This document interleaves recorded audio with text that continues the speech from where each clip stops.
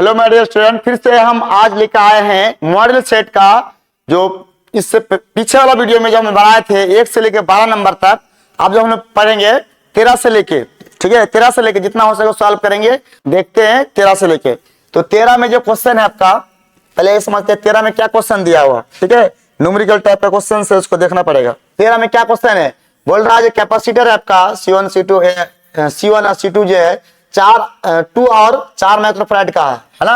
और उसको किस क्रम में जोड़ा गया, सीरीज में, श्रेणी क्रम में जोड़ा गया। किस क्रम में जोड़ा गया, श्रेणी क्रम में जोड़ा गया। तो उसको जीरो के बीच का जो विभवांतर है कितना है, 1200 वोल्ट है ना।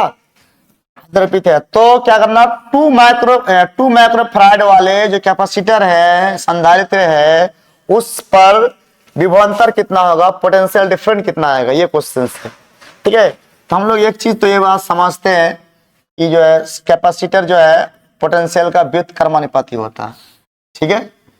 और हम लोग रेशियो के अकॉर्डिंग चलेंगे। ये क्वेश्चन बहुत लॉन्ग है, ठीक है।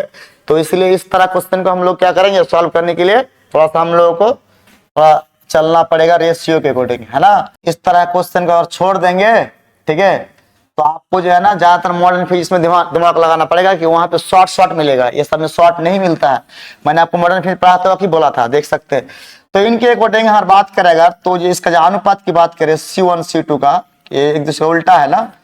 तो यहाँ पे क्या आ जाएगा, V2 आ जाएगा, नीचे कितना है आपका V1 आ जाएगा, ठीक। नीचे क्या आएगा आपका V1 आ जाएगा। V2 V1 क्या होता है, C2 C1 क्या होता है, तो चर्चा करते हैं।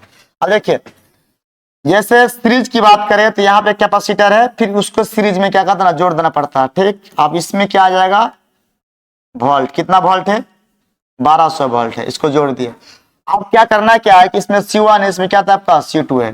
अब इसमें देखना एक चीज है कि इसका जो पोटेंशियल होता है ना सीरीज वाला में, वो अलग अलग होता है। यानी कि इसमें V1 होगा तो इसमें क्या होगा, V2 होगा। और ये जो ना 1200 वोल्ट होगा तो V1 प्लस V2 बराबर कितना आएगा, 1200 वोल्ट आएगा, ठीक है। तो यहाँ पे C1 का मान, C2 का मान तुरंत बैठाते हैं। यहाँ पे C1 का मान कितना है जी, 2, ठीक है। तो इसके बाद C2 का कितना है, 4, है ना। और यहाँ पे क्या आपका V1 बट्टे क्या आपका V2 है। अगर मैं यहाँ से कटा दूं, तो क्या आएगा, 2 कम 2 नहीं 4। अगर मैं यहाँ से क्रॉस गुना कर लूं तो V1 का मान कितना आएगा, V1 बराबर व्युत्क्रमानुपाती होता है, ठीक है। तो यहाँ पे हो जाए आपका V2 और नीचे क्या है आपका V1, है ना। अगर यहाँ से हम लोग देखते हैं क्रॉस गुना करके तो ऊपर में हो जाएगा V2, नीचे है आपका V1, ठीक है। तो यहाँ पे 2 बचा। अगर मैं यहाँ से गुना करके देखता हूँ तो V2 बराबर कितना आएगा, V2 बराबर या V1 बराबर बात करें अगर क्रॉस गुना करके तो V1 बराबर 2V2, ठीक है। इसको ऐसे गुना करेंगे, इसको इसके साथ गुना करेंगे तो क्या आएगा, इतना आ जाएगा, ठीक। अगर हम लोग ये चीज समझ में आ रहा है V1 बराबर 2V2, तो ऐसे V1 है V2 का मान निकल कर देख सकते हैं। तो अगला एक समीकरण क्या है कि देखो यहाँ पे देख सकते हैं V1 प्लस V2 बराबर कितना आएगा, 1200। V1 प्लस V2 बराबर कितना आएगा आपका 1200। तो यहाँ पे हम रख सकते हैं, जहाँ पे V1 यहाँ पे कितना हो जाएगा आपका 2V2 प्लस V2 बराबर कितना है आपका 1200। तो मिला कितना आ जाएगा 3V2 बराबर कितना है आपका 1200। यहाँ पर हम लोग कटाते हैं, यहाँ पर अगर हम लोग कटाते हैं तो 4 कम 4, 3 कम 3, 4 3 12, कितना V2 का मान कितना है बोलो, V2 का मान कितना है आपका बोलो 400। और हमें क्या ज्ञात करना होगा, V1 ज्ञात करना। तो V1 बराबर 2 गुना V2 का मान कितना आपका 400, ठीक है। तो मिला कितना आ गया आपका 800 वोल्ट। 800 वोल्ट ऑप्शन में होगा। देखो ये नंबर तो बिल्कुल गलत है, बी नंबर बिल्कुल गलत है, सी नंबर क्या है आपका सही नंबर 800 वोल्ट हो जाएगा, ठीक है। तो आप इसका स्क्रीनशॉट ले सकते हैं या तो फिर इसको सॉल्व कर सकते हैं, क्योंकि ये लॉन्ग क्वेश्चन है, आप जल्दीबाजी में आप कर भी नहीं सकते, ठीक है, दिमाग लगाना पड़ता है। चलो आगे की बात करते हैं हम लोग। 14 नंबर कितना अच्छा क्वेश्चन है और कितना लॉजिकल है, ठीक है। कह रहा है कि प्रभावी धारिता कैपेसिटर 5 माइक्रोफैराड का है ना। 5 माइक्रोफैराड प्राप्त करने के लिए सिर्फ 2 माइक्रोफैराड के कम से कम कितने संधारित्र को आवश्यक होगा, कम से कम कितने संधारित्र को आवश्यक होगा जो 5 माइक्रोफैराड क्या हो प्राप्त हो, ठीक है। तो हम लोग 2 को अगर हम लोग सीरीज में जोड़ लेता है तो सीरीज का जो फॉर्मूला होता है ना, दोनों मतलब एक क्वेश्चन ये कह रहा है कि हम 2 माइक्रोफैराड के कैपेसिटर को लेंगे और 5 माइक्रोफैराड हमको कैपेसिटर बनाना पड़ेगा। उसको जोड़ के चाहे सीरीज में जोड़ो चाहे आप किस में जोड़ो, पैरेलल में जोड़ो, तो उसके दौरान 5 मैग्नीफायर जोड़ने के लिए कम से कम कितना कैपेसिटर 2 3 4 लेना पड़ेगा। ठीक है, क्वेश्चन बहुत सोचने वाला है। इसके आंसर तो 4 आएगा कि कितना आएगा देखना पड़ेगा फिलहाल बना के। तो हम लोग देख सकते हैं यहाँ पे एक क्वेश्चन में जो है ना जो बनाने के बोला है, तो सबसे पहले हम लोग जो है ना सीरीज में लेते हैं। किस में लेते हैं? कैपेसिटर को सीरीज में जोड़ लेते हैं, है ना। तो सीरीज में हम लोग C बराबर क्या आता 1/C1 प्लस 1/C1 बराबर 1/C2 आएगा।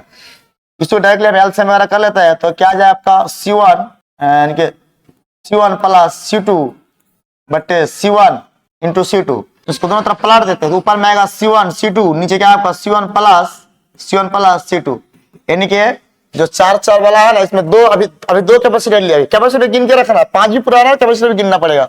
तो ऊपर में क्या आएगा तो 2 गुना 2 और नीचे 2 प्लस 2, तो कितना आ गया 4, ऊपर 4 और नीचे भी 4, तो कितना आया पड़ा 1 माइक्रोफैराड। अभी तक तो अगर 2 को हम लोग सीरीज में जोड़े तो कितना मिला 1 मिला, और 2 को पैरेलल में जोड़ने तो पैरेलल के लिए क्या आता है फॉर्मूला C1 प्लस C2। तो बताइए जरा सा 2 प्लस 2 आ जाएगा, तो यहाँ 4 और वहां 1, ठीक है वहां 1, तो मिला कितना हुआ आपका 5 मेरे पास तो हो गया। ठीक है, तो इसको हम लोग ऐसे बोल सकते हैं, 2 को जोड़ा किस में 2 को इस तरह से पहले सीरीज में जोड़ दिया, किस में जोड़ दिया इसमें सीरीज में जोड़ दिया। ठीक है, और 2 को क्या जोड़ा इसका सीरीज के साथ फिर पैरेलल में जोड़ दिया इस तरह से। ठीक, और प्रत्येक का क्या ले लिया प्रत्येक का 2 माइक्रोफैराड, प्रत्येक का क्या ले लिया 2 माइक्रोफैराड, यहाँ कितना 2 माइक्रोफैराड। ठीक है, तो इसका हम लोग क्या निकालते हैं, इसका हम लोग यानी कि समतुल्य ये निकालते हैं, तो 5 माइक्रोफैराड आएगा। इस पे कितना कैपेसिटर जुड़ा हुआ है 4, मैक्सिमम मिनिमम 4, तो इसका क्या आ जाएगा 4 आंसर आ जाएगा। कि यहाँ कैपेसिटर की संख्या पूछा है कि ऐसा कितना कैपेसिटर को जोड़ा जाएगा जो 5 माइक्रोफैराड का क्या होगा कैपेसिटर होगा, और प्रत्येक जो कैपेसिटर जोड़ेंगे तो उसका जो 2 माइक्रोफैराड का है। तो ये इसका सही आंसर है। ठीक है, ये नहीं पूछा लेकिन पूछा कैपेसिटर की संख्या कितना, तो मिनिमम क्या होगा 4 होगा, मिनिमम 4 लेना पड़ेगा, उससे ज्यादा नहीं, उससे कम नहीं चलेगा। ठीक है, तो आप ये क्वेश्चन समझ में आया होगा। ठीक है, आगे हम लोग देखते हैं सॉल्व हो जाएगा, लेकिन ये सब का जो इलेक्ट्रिक फील्ड का क्वेश्चन जल्दी आपने सॉल्व नहीं होगा, उसमें वो फॉर्मूला चाहिए, खुद का लॉजिक चाहिए, तभी हो पाएगा, है ना। चलिए ये वाला भी क्वेश्चन बहुत अच्छा क्वेश्चन है। 100 वोल्ट पर आवेशित पर एक संधारित्र की संचित ऊर्जा स्टोर एनर्जी 1 जूल है, तो संधारित्र की धारिता क्या होगी। ठीक है, मतलब किसी को 100 वोल्ट दे देगा, उसको 1 जूल है, तो उसका संधारित्र की क्या होगा धारिता क्या होगी। तो हम लोग बात करें ठीक है इस क्वेश्चन का, तो सबसे पहले हम संधारित्र की जो है ना ऊर्जा जो होगा उसका फॉर्मूला जानना पड़ेगा। V का मान कितना दिया हो आप लोग, जो V का मान दिया कितना वोल्ट है 100 वोल्ट है। ठीक है, और जो ऊर्जा का जो वैल्यू है वो कितना दिया आपका U बराबर है ना 1 जूल है 1 जूल। अब जो 1 जूल दिया हुआ है ठीक है, तो इसका फॉर्मूला क्या होगा, इसका जो फॉर्मूला होता है हाफ CV² बराबर 1। ठीक है, मतलब फॉर्मूला का जूल का फॉर्मूला और दिया गया जूल ये बराबर कर दिया है ना ऊर्जा का। तो अब बात करें हम लोग, तो C का वैल्यू तो नहीं मालूम है, ज्ञात करने बोला आपको कैपेसिटर का। V का वैल्यू मालूम है, तो कितना होगा 100 गुना 100 कितना बार 2 बार 12 कितना हो जाएगा 1, 100 गुना 100 कितना बार आपका आएगा 2 बार बराबर कितना आ जाएगा आपका 1, है ना। यहाँ से कटा जाए कितना आ जाएगा आपका 50 आ जाएगा। और बात करें हमें C का वैल्यू ज्ञात करना होगा, तो इसको हम लोग लिख सकते हैं 5 गुना 10 पे पावर कितना आ जाएगा यहाँ पे, यहाँ का 1 और यहाँ का, तो 3 बराबर कितना आ जाएगा 1। तो C का वैल्यू अगर बात करें तो यहाँ पे कितना आ जाएगा 1/5 गुना 10 पे पावर कितना 3, है ना। उसको ऊपर लेके जाते 1/5 गुना 10 पे पावर कितना आ जाएगा -3, है ना। आप बताइए इसको भाग लगाएंगे तो 0 पॉइंट कितना आएगा 2 10 पर कितना आएगा -3, है ना। तो इसको हम लोग वैज्ञानिक संख्या में लिखाएंगे, तो इसका ही पॉइंट उड़ा देंगे, नीचे कितना आएगा 1 10 आएगा, फिर इस 10 को ऊपर लेके जाएंगे, तो C बराबर जब आपका आएगा 2 गुना 10⁻⁴ माइक्रोफैराड, या फैराड होगा, माइक्रो नहीं बोला है फैराड हो जाएगा। ठीक है, तो क्या आ जाएगा इतना फैराड, यानी कि आपका C बराबर 2 गुना 10⁻⁴ फैराड। C बराबर क्या होगा आपका 2 गुना 10⁻⁴ फैराड। ये नंबर तो गलत है, बी नंबर क्या आपका राइट आंसर होगा, बी नंबर क्या होगा आपका राइट आंसर होगा। इतना फास्ट आपको भी करना पड़ेगा ताकि आप भी इसको एग्जाम में सॉल्व कर पाए। तो ठीक है, आप इसको उतार सकते हो। आगे देखते हैं हम लोग। इस क्वेश्चन का ये वाला जो है ना मिस्टेक है, तो इसका आंसर लगभग गलत है। यहाँ पे आप सॉल्व करके देख सकते हैं कितना आएगा। देखो क्या बोल रहा है, एक धारा 1 एम्पियर का है प्रवाहित हो रही है। ठीक है, इसमें डायरेक्ट क्वेश्चन बना गया, और 1 इलेक्ट्रॉन का आवेश इतना है, तो प्रति सेकेंड तार से कितना इलेक्ट्रॉन की संख्या क्या होगा प्रवाहित होगा। ठीक है, तो इस क्वेश्चन को जो है ना हम लोग ऐसा समझते हैं कि T बराबर कितना सेकेंड 1 सेकेंड, धारा कितना ठीक है, 1 कूलम। तो चार्ज यहाँ पे कितना निकल जाएगा, क्योंकि हम लोग फॉर्मूला पढ़े I बराबर क्यू बटे टी। यहाँ से अगर सब का मान 1 रख देंगे तो क्यू का वैल्यू कितना निकल के आएगा, क्यू बराबर 1 कूलम निकल के आएगा। तो 1 कूलम में कितना इलेक्ट्रॉन आता है, तो 1 कूलम में इलेक्ट्रॉन की संख्या निकालने के लिए हम लोग कहीं पढ़े थे, देखिएगा क्यू अपन ई। ई क्या आपका एलिमेंट्री चार्ज है ना, एक इलेक्ट्रॉन का चार्ज बोल सकते हैं। तो 1 बट्टे इलेक्ट्रॉन का चार्ज कितना है, 1.6 माइनस 19 कूलम। ठीक है, इसको ऊपर लेके जाते हैं तो 10 पावर कितना आ जाएगा, इसको यहाँ ऊपर तो ऊपर में 10 बट्टे 16 आएगा, और यहाँ पे हम लेके जाते हैं इसका ऊपर में लेके जाएगा तो पावर माइनस में है तो प्लस में हो जाएगा। अगर यहाँ से और एक 10 ले लेते हैं तो ऊपर में कितना आ जाएगा 100 बट्टे नीचे कितना आ जाएगा आपका 16। ये सब सॉल्व किया हुआ देखिएगा, और यहाँ 10 पर कितना बच रहा है 18। और इसको हम जैसे सॉल्व करेंगे तो 6.25 टू द पावर कितना आएगा 18 आएगा। इतना इलेक्ट्रॉन्स आएगा है ना, इतना इलेक्ट्रॉन्स आएगा। लेकिन ये ऑप्शन यहाँ पे प्रिंटिंग मिस किया है, यहाँ पे इतना होना चाहिए था। ठीक है, तो चलिए इस क्वेश्चन को आप लोग कॉपी में होगा, आप देख लीजिएगा, ये प्रिंटिंग मिस है ये। लेकिन अगर ये पॉइंट अगर यहाँ होता तो ये आंसर सही होता। ठीक है, चलो हम आगे देखते हैं। ये जो नंबर का क्वेश्चन देख रहे हैं, ठीक है, इतना का बीमीय सूत्र क्या होगा, तुल्य किसके बराबर आएगा, किसके बराबर, इसका ये नंबर क्या होगा, राइट आंसर होगा। इसका ये नंबर क्या हो जाए आपका, तो इसका जो डायमेंशन आएगा, इसका डायमेंशन आएगा, दोनों का डायमेंशन क्या आएगा, इसका यहाँ पे इलेक्ट्रिक फील्ड का डायमेंशन रखेगा, एप्सिलॉन का डायमेंशन रखेगा, और यहाँ पे मैग्नेटिक फील्ड का डायमेंशन और म्यू का डायमेंशन रखेगा। तो इसका दोनों का डायमेंशन क्या आएगा, सेम आएगा, दोनों का डायमेंशन सेम आएगा। ठीक है, अब बी का ई का सब का डायमेंशन जानते हैं, और ये सब आप खुद कर लीजिएगा ना। देख सकते हैं क्या क्वेश्चन बोल रहा है, किसी चालक की संवहन वेग डिफ्ट वेलोसिटी बीडी है तथा आरोपित विद्युत क्षेत्र ई है, तो उसके बीच संबंध क्या है, उसका बीच संबंध क्या है, डिफ्ट वेलोसिटी के बीच इसके संबंध क्या है। ये दूसरे क्या होता है, समानुपाती होता है। क्या एक बार पूछेगा सवाल है, ठीक है, आप देख सकते हैं दूसरे क्या होगा, ये समानुपाती होगा, कॉपी में भी होगा, देख सकते हैं आप, है ना। तो अगला क्वेश्चन देखते हैं हम लोग। तो यहाँ देख सकते हैं आप क्या बोला है कि में जो आपका धारा और डेंसिटी के बीच, धारा डेंसिटी के संबंध कौन सा सही होगा।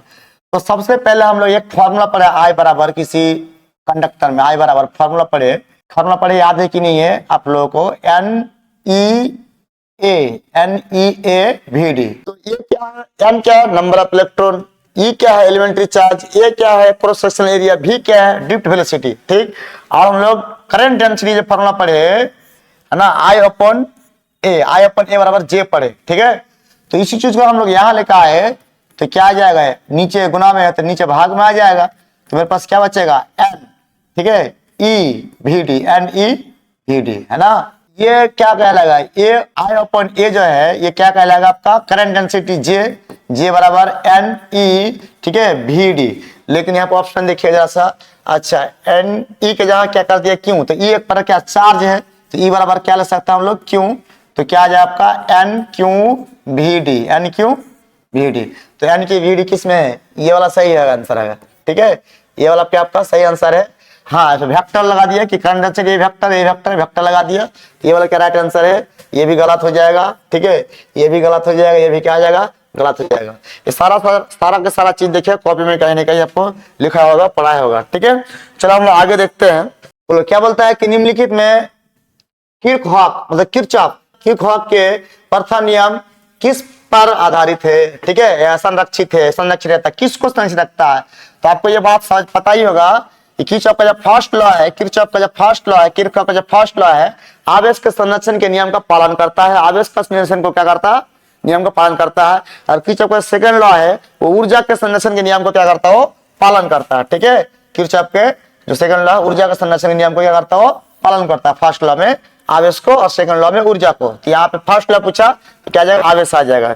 चलो हम लोग अगला देखते हैं। 6 माइक्रोफैराड धारिता के 3 संधारित्र उपलब्ध है, मतलब 6 माइक्रोफैराड के कितने धारिता है, 3 धारिता उपलब्ध है ना। उनके संयोजन से प्राप्त न्यूनतम और अधिकतम धारिता क्या होगी, तो न्यूनतम और अधिकतम। ठीक है, तो न्यूनतम कब होता है जानते हैं, जब कैपेसिटर को हम लोग सीरीज में जोड़ते हैं तो वहां पे न्यूनतम होता है, और जब पैरेलल में जोड़ते हैं तो उसमें क्या होता है, अधिकतम होता है। तो हम लोग न्यूनतम की बात करेंगे। ठीक है, तो न्यूनतम के लिए क्या हो जाएगा, है ना, 1/c बराबर कितना बोला यहाँ पे 3, है ना। तो कितना 6 माइक्रोफैराड का 1/6 प्लस 1/6। ठीक, थोड़ा शॉर्टकट में करना चाहता हम, तो यहाँ पे कितना आ जाएगा 3/6 आ जाएगा, ऊपर से जोड़ने के बाद एलसीएम लेने के बाद तो अपॉन यहाँ पे 2, तो क्या आएगा C बराबर, है ना, न्यूनतम प्लस C बराबर क्या आ जाए आपका 2 माइक्रोफैराड। ठीक, और अधिकतम में क्या होगा बोलो, पैरेलल में जोड़ना पड़ेगा। पैरेलल में जब जोड़ेंगे, ठीक है, उसको CS बोल सकते हैं, CS सीरीज में जोड़े इसलिए।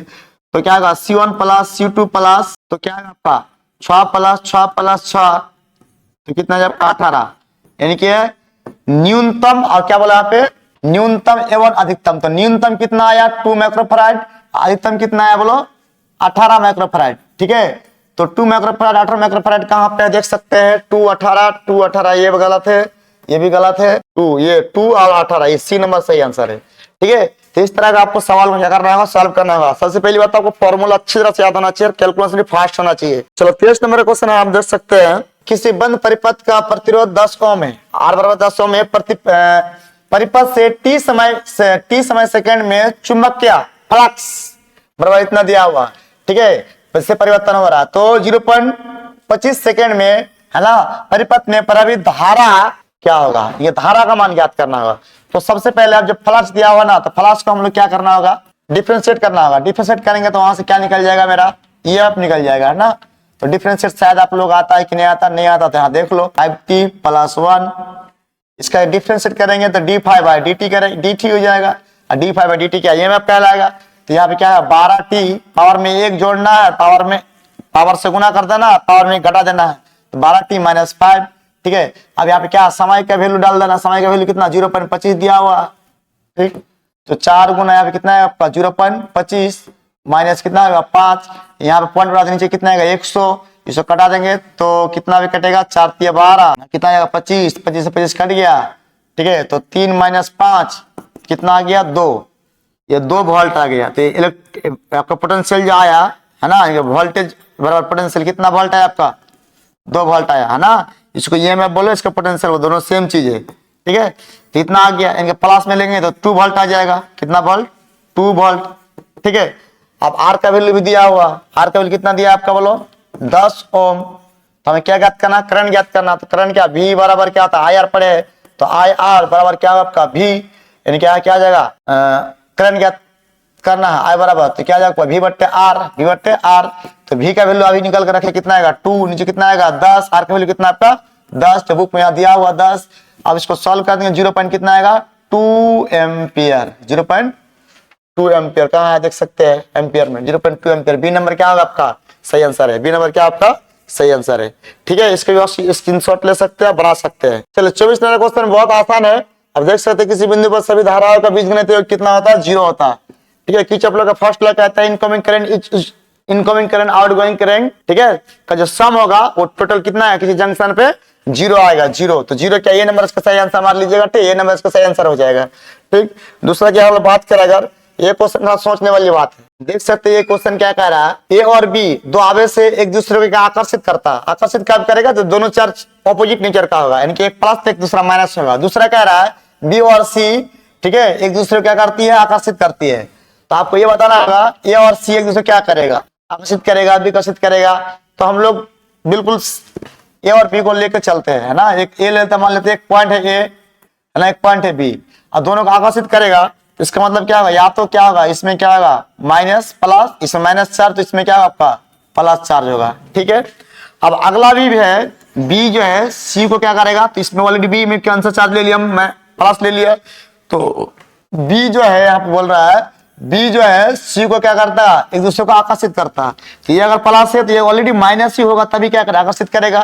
ठीक, तो अभी बात कर रहा है कि ए और सी क्या करेगा, ए और सी क्या करेगा, यानी कि यहाँ पे ये लेना है माइनस चार्ज, ठीक है, और सी लेना है इसमें क्या होगा माइनस चार्ज। तो दोनों माइनस चार्ज, दोनों समान चार्ज आ गया, तो समान चार्ज एक दूसरे को क्या करेंगे विकर्षित या प्रतिकर्षित करेंगे। बी नंबर क्या हो जाएगा राइट आंसर हो जाएगा, एक दूसरे प्रभावित नहीं करेगा। बी नंबर क्या है आपका राइट आंसर, आकर्षित नहीं करेगा। ठीक है, बी नंबर प्रतिकर्षित करेगा, बी नंबर एक दूसरे को दोनों का समान चार्ज हो गया। तो चलिए बात करते हैं, वाला क्वेश्चन है किसी प्रतिवर्ती परिपथ में I बराबर 5 cos ओमेगा t एम्पियर से संबंधित V बराबर इतना है, तो शक्ति का हानि ज्ञात करना होगा। ठीक है, शक्ति का हानि ज्ञात करना होगा, यानी कि क्या पावर फैक्टर ज्ञात करना होगा, पावर फैक्टर पावर लॉस ज्ञात करना होगा। ठीक है, इसका पावर लॉस कितना आएगा 0 आएगा। कैसे 0 आएगा हम थोड़ा समझते हैं। ये जो I है ना, 5 कॉस यहाँ पे की बात कर ले अगर, तो इस कॉस को बदलेंगे तो साइन में अगर बदलेंगे तो क्या आ जाएगा, साइन है ना 5/2 इनके 90 degree plus cos omega T या माइनस कॉस ओमेगा टी। तो यहाँ पे फेज डिफरेंस कितना आ जाएगा 90, यहाँ पे क्या ओमेगा है, यहाँ पे क्या आपका 5/2 है, तो दोनों के बीच फेज डिफरेंस क्या 90 आ गया। अगर यहाँ से पावर ज्ञात करते, पावर क्या था भी RMS cos फाई, तो cos फाई का वैल्यू कितना आएगा 90 आ जाएगा। जब 90 का cos 90 का वैल्यू कितना है 0 आ जाएगा, तो हल कर कितना देगा आपका 0 देगा। ये आपका राइट आंसर होगा। ठीक है, चलिए हम लोग अगला देखते हैं। चलो 27 नंबर देख रहे हैं। 27 क्वेश्चन क्या कह रहा है कि प्रतिवर्ती धारा का जो है ना I बराबर 60 साइन 100 पाई टी है, तो धारा के मूल मध्य वर्ग ने IRMS root mean square IRMS का मान क्या करना होगा, ज्ञात करना होगा। ये भी बहुत बीबीए क्वेश्चन है और बहुत आसान भी है। ठीक है, तो ये जो क्वेश्चन है इसके लिए इसका जनरल फॉर्मूला होता है I बराबर I not sine omega T, I not sine omega T. इसमें सारा खेल है। ठीक है, इसमें अगर कंपेयर किया जाएगा तो I नॉट का मान कितना हो जाएगा 60, I नॉट का मान कितना हो जाएगा 60 एम्पियर। अब यहाँ पे 60 एम्पियर जब हो जाएगा तो हमें क्या IRMS का मान ज्ञात करना होगा। तो IRMS का एक फॉर्मूला हम लोग पढ़े थे, देखिएगा IRMS बराबर फॉर्मूला पढ़े थे I नॉट बट्टे √2, I नॉट बट्टे क्या आपका √2 है ना, I नॉट बट्टे √2। ठीक है, तो आप बात करें कि I नॉट का वैल्यू कितना है 60 √2 का बताइए। तो इस तरह से आंसर नहीं है तो क्या हर का परिमेयकरण कर दे एकदम डायरेक्टली, जो आप 9th 10th क्लास से पढ़ के आए थे। तो यहाँ पे गुना करेंगे तो 60 √2 अपन कितना बचेगा 2, इसको कटा देंगे तो कितना आ जाएगा 30 है ना, 30 √2 है। तो बी नंबर क्या है आपका करेक्ट आंसर हो जाएगा। बी नंबर क्या है आपका करेक्ट आंसर हो जाएगा। देखो हम लोग जो टेस्ट लिए थे ऑलरेडी निकाल में, उसमें ये सब क्वेश्चन आया हुआ था, अब देख सकते हैं। ठीक है, ये जो क्वेश्चन है ये कई बार भी पूछा क्वेश्चन है, इस बार भी दे दिया। ठीक है, आपको मॉडल सेट में या तो क्वेश्चन में भी देखे होंगे, इसका ये सही आंसर आएगा, लेकिन कैसे आएगा। ठीक है, तो सबसे पहले इसको समझते हैं। दो चार्ज क्या क्या बोल रहा है कि दो चार्ज है, दोनों का चार्ज का द्रव्यमान क्या क्यों है ना, ये जो क्यों है ये का क्यों जो है ये चार्ज है। ठीक है, तो इसके बीच में एक दूसरा चार्ज छोटा क्यों रखा गया इसका बीच में है ना, तो ये दोनों चार्ज के बीच का दूरी कितना हो जाएगा r, और इसके बीच में दूरी जो हो जाएगा r/2 हो जाएगा। ठीक है, r/2 हो जाएगा रखा जाए। तो इसको व्यवस्थित संतुलन के लिए Q पर आवेश का मान कितना आएगा, संतुलन के लिए Q पर आवेश का मान कितना आएगा। तो सबसे पहले दोनों चार्जों के बीच ये और ये चार्ज बड़ी बड़ी चार्ज के बीच लगने वाला फोर्स कितना हो जाएगा F1 मान लेता हूं इसको। इसका फॉर्मूला जब होगा तो K है ना बड़ा Q अपन क्या है आपका R का स्क्वायर। अब ये जो चार्ज है छोटा चार्ज के बीच, ये दोनों के बीच लगने वाला फोर्स होगा। ठीक है, तो क्या आ जाएगा इसका F2 हो जाएगा।